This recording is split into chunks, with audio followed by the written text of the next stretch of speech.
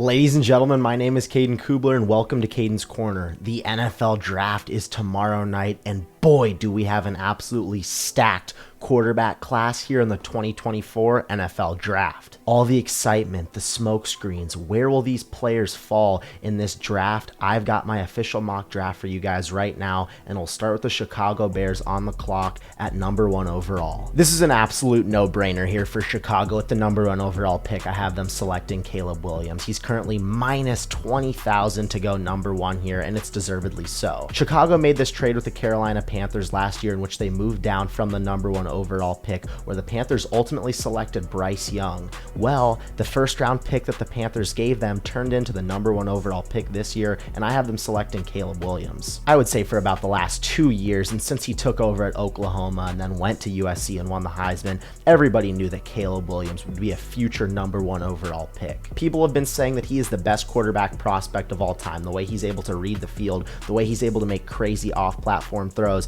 his mobility, his insane arm strength. Caleb Williams is the complete package, and it's no question why he will be selected at number 1 overall. So often in the NFL too, you see guys that are selected number 1 overall and go into terrible situations. Well, lucky for Caleb Williams, Chicago might be one of the best possible situations that he could land. As I mentioned, when Chicago traded down from that number 1 overall pick last year, they got DJ Moore from the Carolina Panthers. They also used a 4th round pick to go get Keenan Allen from the Los Angeles Chargers. I'm trying to think, I can't remember the last time a rookie quarterback went into a system with 2 Pro Bowl wide receivers. Not to mention, Chicago also has the 9th overall pick. Will they take another pass catcher, potentially Brock Bowers at the tight end position, maybe continue to bulk up that wide receiver room and take a guy like Rome Odunze? Chicago is an absolutely perfect place for Caleb Williams, and this is a no-brainer here at number 1. With the 2nd overall pick, the Washington Commanders are on the clock, and they've had quite the offseason. They moved on from their former head coach Ron Rivera. They also traded away Sam Howell, who was their starting quarterback last year, and it's inevitable that they're going to go quarterback with this 2nd overall pick. Now, for the last few months, it's been going back and forth whether they'll take Drake May with the 2nd overall pick or potentially Jaden Daniels, who just won the Heisman out of LSU with this pick. This is really where you start to see these smoke screens pop up. Last week, a report came out that said that the Jaden Daniels camp wasn't that impressed with the Washington Commanders. We saw these odds fluctuate for who will be selected with the 2nd overall pick between Drake May and between Jaden Daniels, but personally, I believe that Daniels will be selected to the Washington Commanders. It's no surprise that they love this dude, and it's deservedly so. Jaden Daniels is an absolute game changer. We saw last year Jaden Daniels set fire to the college football world, winning the Heisman Trophy, putting up the 5th most passing yards, having the 2nd most passing touchdowns in college football, and also recording 1,100 rushing yards with his legs and 10 rushing touchdowns. Jaden Daniels is the definition of a dual threat. He will burn you with his legs, with his insane speed, but he also has one of the best deep balls in the class. When watching this kid's film, the really only glaring issue that I saw in his game was his ability to leave the pocket too early at times. So often with young quarterbacks in the NFL, you see them ease their way into the league with their legs.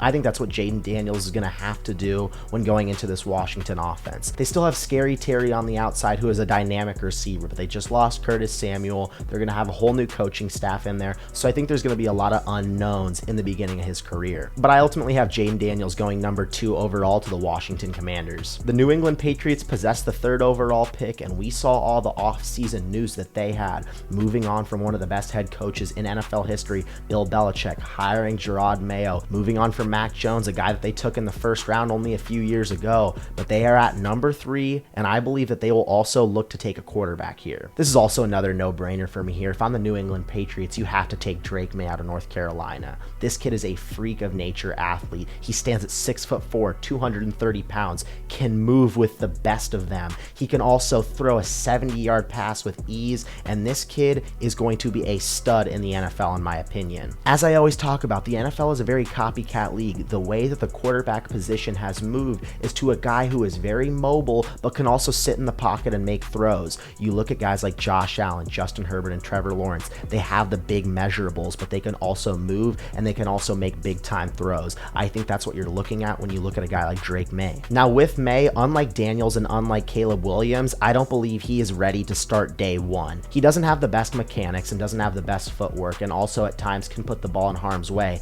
But I think with a good quarterback coach and a year to sit and develop, Drake May can be one of the best quarterbacks in the NFL. The only problem with the New England Patriots here, and I talked about it at the beginning of the video, teams need to have weapons for their rookie quarterback. The Patriots never went out and got Mac Jones these weapons. They need to go get Drake May weapons, and they can't make the same mistake that they made with Mac Jones. Caleb Williams in Chicago is going to have 2 Pro Bowl receivers. Jaden Daniels in Washington is going to have a Pro Bowl receiver. Drake May has no weapons on the outside, and the Patriots need to immediately fix that. But either way, I have Drake May going at number 3 overall in the 2024 NFL Draft. Now, there's been a lot of buzz with this number 4 overall pick that the Arizona Cardinals hold. Will a team try and swoop in like the Vikings or like the Saints to try and draft this 4th quarterback on the board here? There's been a lot of rumors and buzz with this pick that JJ McCarthy will go number 4 overall with a team trying to swoop in and draft him. But Arizona's looking for a king's ransom with this 4th overall pick,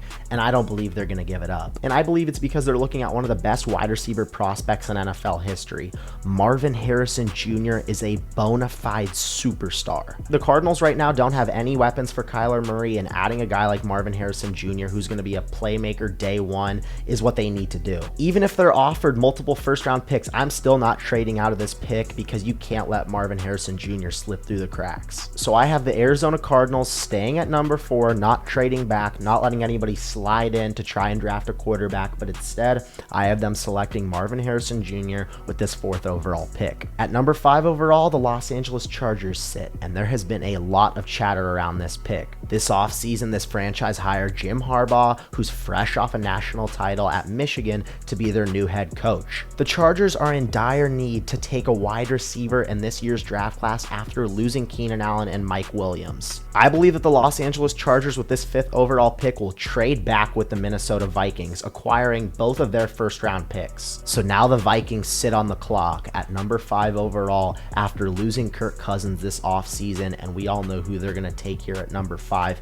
They need a quarterback. And I believe with this pick that they will take JJ McCarthy out of Michigan, the man who went 27-1 as a starter, fresh off a national title with Jim Harbaugh. And I think Kevin O'Connell is going to be really excited about this pick. JJ McCarthy has the ability to absolutely spin it. He's one of the most accurate quarterbacks in college football. And we talked about how Caleb Williams is going into one of the best possible situations for a rookie quarterback, going into an offense with Kevin O'Connell, who's one of the best offensive minds in football, Justin Jefferson, the best receiver in football, Jordan Addison, who was a former first-round pick last year and a great number 2, TJ Hawkinson, the highest paid tight end in football. I mean, this offense is amazing for a first-round quarterback. I think if Kevin O'Connell is able to get the gunslinger that he wants in this draft class, he will be able to mold him into a great quarterback. Now, we saw the Vikings pick up Sam Darnold in free agency, but once JJ McCarthy's ready to go, he's going to be out there spinning it with some of the best of them. With the 6th overall pick, the Giants are now on the clock, and the theme of quarterback will stay the same. I believe the New York Giants will move on from Daniel Jones and take Michael Penix Jr., the lefty gunslinger out of Washington. Now, there are a lot of question marks with Michael Penix due to his injury problems. He had the 2 big-time surgeries on his knee, and I think that's what's turning off a lot of teams right now. But I think if Michael Penix Jr. didn't have these injuries, he would easily be a top 10 quarterback. We saw this run that he made with Washington and this offensive explosion that they had this year.